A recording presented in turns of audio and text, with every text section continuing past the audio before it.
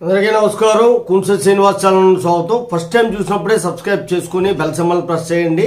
మనకి 1800కు పైగా legal videos ఉంటాయి. మీ లైఫ్కి చాలా ఉపయోగం.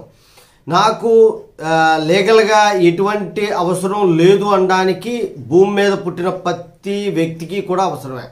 మీరు మరణించిన తర్వాత కూడా లా ఫాలో అవుతుండదు మీకు. దాని గురించి కూడా మీకు వీడియో పెట్టాను చూడండి.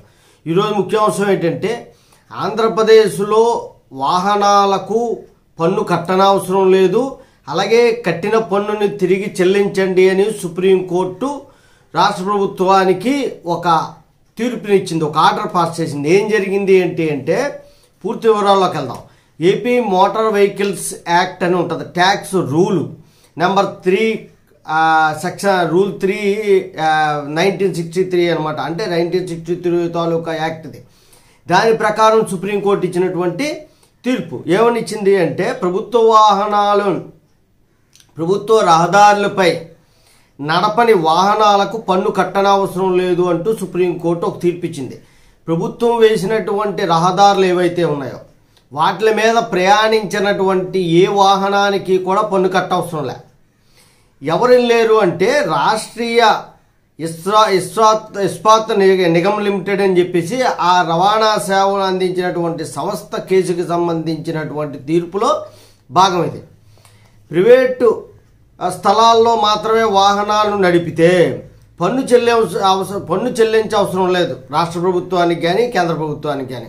అంటే మనం ఇక్కడ ఒక బిల్డింగ్ స్ట్రక్చరు ఫారం చేసుకుంటున్నాం, లేకపోతే ఒక ఇండస్ట్రీ ఫారం చేస్తున్నాం. అక్కడ లోపల కొన్ని వాహనాలు తిరుగుతూ ఉంటాయి, లోపల మాత్రమే తిరుగుతాయి. ఆ వాహనాలు ఆ ఇండస్ట్రీ దాటి బయటికి రావు, లేదా అవన్నీ ప్రైవేట్ స్థలాలు కాబట్టి ప్రైవేట్ పర్పస్ కోసమే తిరుగుతాయి.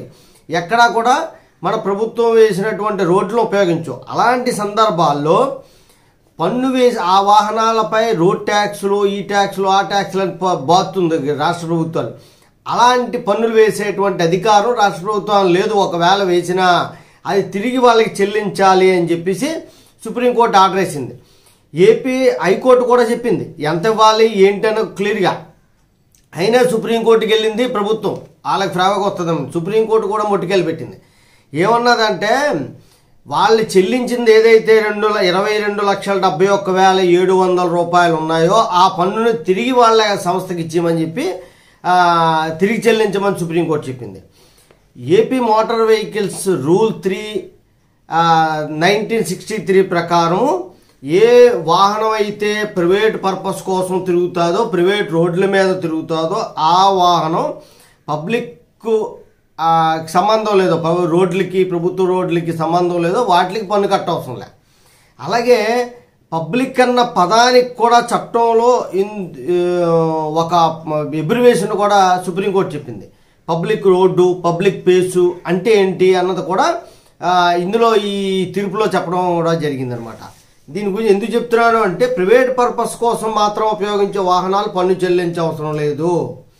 జై హింద్, భారత్ మాతా కీ జై.